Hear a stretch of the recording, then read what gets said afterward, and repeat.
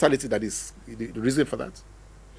Well, it's a challenge, and we are not dealing with right or wrong issues. The people who urge us to be cautious in using revenue from commodity prices, favorable commodity prices, because they are not going to last forever, have some good very reasons. important point. At the same time, if this holds us down from investing the proceeds of booms while the booms last, it's going to be, you'll go, from boom to after each boom there's a bust. You enter the bust and just use down what you had to fill up built again. up in the boom. It may not even make you survive the bust. Then you will never have anything to show for it. So you have to balance the two sides. That those who are saying save for the rainy day have a point. But I do think that the point about trying to invest rather than saving is superior. Both groups are saying don't consume the windfall. But one group says save. Another group says invest. Committed to investment. You see, savings are nothing but deferred consumption. If you save, you will eventually consume it. But investment are deferred income. If you invest, you can no longer consume it. And in the event of a downturn, you hope that the investment projects will fetch you income to, replace what was coming from the windfall. So I do think that Nigeria needs now to, reach a new consensus that a good part of the savings must end up in investment. Especially because the bulk of this windfall is coming from export of, exhaustible resource products. Oil, yes. Crude oil they are wasting assets. The moment you take it out and you export it, you can't replace it forever. It takes thousands of years to form, and if you sell them 1 year after the other, you cannot wait for another 2,000 years for it to form. So it makes sense that as the proceeds should be primarily invested. So that you are selling assets to build up, and not to be used to pay salaries, not to be used to pay overheads, not to be used to service domestic debt or external debt for that matter. Now, but that will take a stronger will on the part of the government to do what other governments are doing. Nigerian economy is growing, particularly the non-oil activities are growing, but the growth is not being taxed. 5% VAT shows a certain lack of seriousness internally on the part of the government. Yes. 5% VAT shows a certain lack of sense of purpose, a lack of purpose on the part of the government. So you could, but the point is, only a government that is seen to be serious by the people can ask for tax financing. Yes. When accusations are flying around about you not, providing leakages, from the public purse, it's going to be very difficult for you, to increase taxes. So, but we can change. Government can, send a stronger signal that it does care, about, making the things that are needful to Nigeria happen. But for them to happen, we need to do things differently, and it happened in Lagos. The revenue drive in Lagos wasn't this strong prior to 1999. Yeah. And they transited. They are the notable exception among all the states in the country that the growth that is happening in the state's economy is reflected in the internally generated revenue of the government, and it people now, the consensus among Lagosians is that people should pay their taxes because they can see what government is using the taxes money for. Yes, I think the federation as a whole has to borrow from that. Leap from that. There are so many states whose economies are growing, similar to that of Lagos, particularly in the north. There are at least 10 northern states that now have economies that is 1 trillion or bigger. And they were very small economies prior to this wave of boom that we're talking about. Say that again. In the northern part of Nigeria, we have economies that are booming. Yes, at least 10 northern states that now have economies that are 1 trillion or bigger. Because the oil is conspicuous. We see the price of oil going up. Yes, but the prices of crops have been going up as well. Food crops and agricultural raw materials, and those states are also growing. But their tax revenue, particularly their internally generated revenue, is not reflecting that growth. Some states grow by 200 billion just in 2012. Nearly 10 states in the north. Yeah, Lagos had the most growth, but some states are growing as well. Yet you see the impact on the revenue in Lagos. You don't see the impact on the revenue in those states. You see the impact on the revenue in Lagos. You don't see the impact on federal non-oil revenue. So there's nothing wrong, for government to, tax the people to pay its way. Swings in economic activity has been with us, and it's global. Well, now it's been driven by global dynamics of demand and supply. Then it was being driven by weather. I mean, as far back as the days of Joseph in Egypt, we were told about some 7 fat years that was going to be followed by 17 years. If they could manage it then. That time. Oh, come on.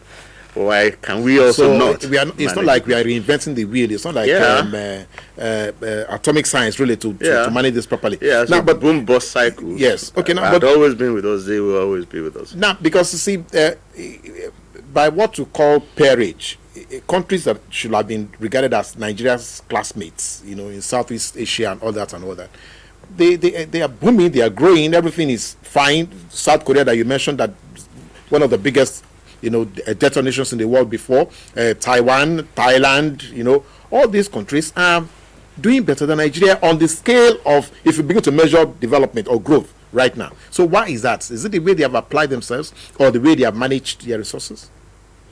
Well, we are talking about, an evolution of, if you like, 5 decades. We could have been described as their peers in 1960. Yes. Yes. In the 60s, in the 70s. But through the 80s and the 90s, their own economic evolution followed a different path, and we cannot longer claim to be their peers. Their peers, yes. They have emerged. Some of them have been reclassified as advanced economies. We are still Southeast Asia. Oh yes, some of them have been reclassified as advanced economies as far back as in the late 90s. They're approaching the status of fully developed economies. Because they prepared better for the stagnation of the 80s. They relate with the developed markets, on the basis of equality. They are not taking donations from anybody. They are not beggarly. They can be donors, themselves. So we haven't managed that transition. We still need to confront that transition. And so it's not a question of comparing ourselves with them. Our problem is more of looking inward. Why would refineries work in some other countries and we don't work here? They would not work here. 1 second. The telephone lines should be open by now, so we expect to hear from you, so they can ask your own questions or table your opinions as to what Ayo Teriba is opinionating on here. Okay, so why would they be able to make rail work? The rail you find in some of these countries will be comparable with the one you find in any other developed market in the world. Why will their hospitals work? And ours will not work, and our leaders will still have to fly abroad for treatment, basic medical attention. Why would their schools work, and ours will not work? Why would why would the government policy agencies be driven by merit? And here it's different.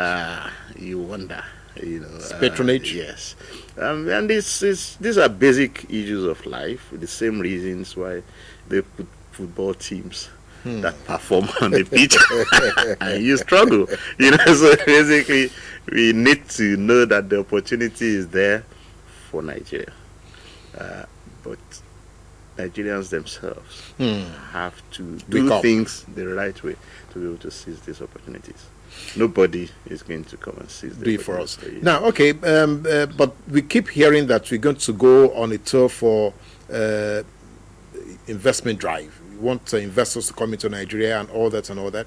Now, some people are asking one question: Can foreign investors actually come in here to invest in the face of insecurity, in the face of infrastructure collapse, in the face of the kind of shenanigans that we have, in governance, in management of our resources? Is that, you think that is really true, or this cycle of people that we are seeing coming are just here to come and see what they can also pick up and disappear? Well, I don't think we're in the realm of absolutes here. Talking about investment, there are sectors that have already attracted investors and that will continue to attract investors. There are sectors that are just being opened up that could attract investors if the right things are done. We are beginning to pick these key sectors one after the other now. A little over a decade ago, we successfully reformed telecoms. About now, I think we are successfully reforming power, and we hope that we will be able to reform rail soon after that. But there is, you have metal ores. Metal ores collapsed. Nigeria, I understand, has very, very, generous reserves of that. You have coal. Nenugu. Yeah, this could be big sources of growth for the Nigerian economy, which we talk, but we don't act, in opening these up. So if these are the, ones we want to show, want to showcase. So we are not talking of a country that cannot solve any problem. We've solved some, It's just that there are more that we could solve. There are more sectors that we could attract investors into, which we are not doing at the moment. We need to, maybe, the culture of conferences, culture of encouraging, discussions without holding things against, anybody, exchanging ideas and finding ways forward needs to be reinstituted. Not everything should be partisan. The exchange of ideas should be insulated from partisan struggles, politics. Yes, and so Nigerian issues can be articulated, and more speedy solutions can be found. Okay, now let's come to speedy solutions. Is it possible for us, actually, as a country, to say, okay, look, like some people are advancing the position, let's go back to the regions, the structure that we had before, where the regions were developing and they were doing it competitively. That maybe if we do that, things may just begin to, we can see the light at the end of the tunnel, because you just said here, for instance, some northern states right now are actually booming. Is that a good scorecard for us to use to say, okay, look, let's go back to the regions? Well, it depends on what you mean by going back to the regions. No, some people are saying restructure administratively, rather have 36 states, let's have 6 regional governments, and then, whatever, or 12 regional governments. Some people are advancing that position. Well, I don't think it's about scrapping states for regions. I don't know any state that wants to yield up its own autonomy and collapse into. And you don't need to do that. If the example of the Euro area is anything to go by, you can still be, sovereign states and integrate, economically, form stronger, blocks. So you don't have to sacrifice your. So so there are benefits you can gain by acting at the federal level, as a federation. There are benefits you can gain by acting at the state level, and there are also synergies you can tap if the regions can work together. It's not just even the regions working together. The 6 regions also have to think of areas of interdependence. What benefit do I gain from the fact that the 2 regions are both in Nigeria, and this region being here, another one being outside Nigeria. So synergies can be tapped without us, resorting every time to amendment of the constitution. So you can recognize, what actions should be done at the regional level, what should be done at the federal level, federation level, and what should be done at the state level. But I agree with you that certain things will be best done, through concerted regional efforts. Okay. Now, another issue on the table is the quality of deep thinking that come to government policies. Some people have the opinion that we are not producing enough of either researched materials, or we are not producing enough of intellectual contribution. Just like you said right now, maybe we need to open up the space for people to come and lay their ideas on the table, exchange ideas, and therefore solutions can probably emerge quickly. You think that's another issue that we should be dealing with? Well, I think that's a major part of the problem. That there is a tendency for the executive, if you are a player on the pitch, in 90 minutes you can only focus on when the ball is with you.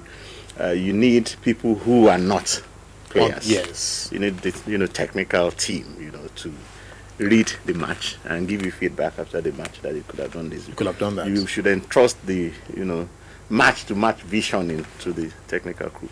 But where the players also want to be their own technical crew, you have a problem. So particularly Nigeria seemed to be about to make a very, very fundamental mistake. A committee, had proposed the scrapping of the National Economic Intelligence Committee. Yes. Saying that much of the things that the National Economic Intelligence Committee is doing is already done by the ministries. Very much like saying that the team that is busy on the pitch should also go back and begin to manage themselves, and look at, the tactical changes that needs to make. Is very wrong. For one thing, the National Economic Intelligence Committee is more like an external audit agency, not financial audit now, not auditing the accountants, the economic policy audit agencies. You cannot, ask ministries to do that themselves. The vision of the government that is... One second, I think we have our first caller. Hello, good morning. Hello, good morning. Hello, can you speak up a bit? We cannot hear you. Okay, good morning, you're welcome. Please, can we have your name? Go ahead with your question. You see, this issue of Vision 2020, economically, are we in the right direction? Okay, thank you very much. All right, let him react to that quickly. Just hold on. Okay. Thank you very much. Yes, Vision 2020. Yes, are we in the right direction?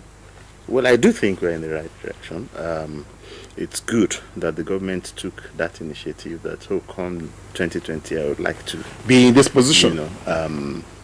But Vision 2020 was something that we came up with maybe 3 years ago. Yes. 4 years ago. Yes. And many more achieved 2015. Yeah, many more things have since emerged. The global crisis has happened and gone. New lessons, have emerged. Yes, it's nice we have that. Some problems will be solved based on that visioning. Visioning is not something that you do and then you go to sleep. The Yorubas say that the way today is, tomorrow is not necessarily like that. That's why the what do you call the herbalist, consults his oracle every morning on a daily basis. So visioning is an ongoing process. It's something you do and revise every day. There are things we now realize to be important to the economy that we did not realize when those visions were drawn up 5-6 years ago. So we are on the right track, but we could be on a better on a stronger track if we institution the process of visioning and not just do vision 5 years and go again until you can get that. So I was saying that you were talking economic intelligence would have need to have been strengthened rather than strapped to carry out this whole issue of ongoing visioning. So it's the US probably holds the best example of such an agency. They call it Government Accountability Office. It's the Government Accountability Office. Is the one that the government relies on for oversight. It reports, primarily to the Congress, oversight on, but it does. The president, appoints, nominates the officer for appointing the head of the Government Accountability Office, called the Comptroller General of the United States. He stays in office for a term of 8 years. So the work of ensuring that ministries carry out what have been promised or have been budgeted for is done by them, including the central bank. Not the House of Rep members, because they lack the technical capability to carry out any oversight. House members shouldn't be doing oversight themselves. It has 30,500 staff. The Government Accountability Office, it cuts across the United States. So they will tell you, okay, these, policies, these programs have been done, and, for every dollar spent on this program, the United States gained so many dollars. So it's a neutral agency that the executive and the legislature resort to, for opinion on how well the economy is performing. They provide not just oversight, they provide insights as to what could now be done better. They provide foresight, as to this is where we think, you should be going headed, and they can do that not for all the ministries. They do that for all the states, for everything, United States. I think Nigeria should borrow from that. Now, Ayo, I don't know. My producer is telling me that we don't have time. I really can't understand how 1 hour can disappear just like that. Now, but is it possible for us to garner some additional information from you? We are going to continue this conversation on youtube.com/NTA2 Lagos. Then you look for Close Flow with Ayo Teriba, so we can have your comments and your questions or your likes. Then we'll continue from there. But is it possible for us, for our viewers, to also maybe get onto your site where they can probably, get some more information from you? Do you have such a site? Yeah, Economic Associates. Okay. You can Google Economic Associates. Economic Associates. Or www.econassociates.com. Okay, so Google Economic Associates. I'm sure you hear a lot more from Ayo Teriba. We must find a way to get him back into the studio some other time, because right now we just must run from here. Thank you very much. It's been a pleasure pleasure. having you to come to see us and sit down and share your experiences with us. We must do this again, all right? Thank you very much. And for our viewers, it's a pity. It's always a pity. We just don't have enough time to do Close Flow with you. But we got to leave now to come back another day. So thank you for watching, and have to yourself a great day. Bye.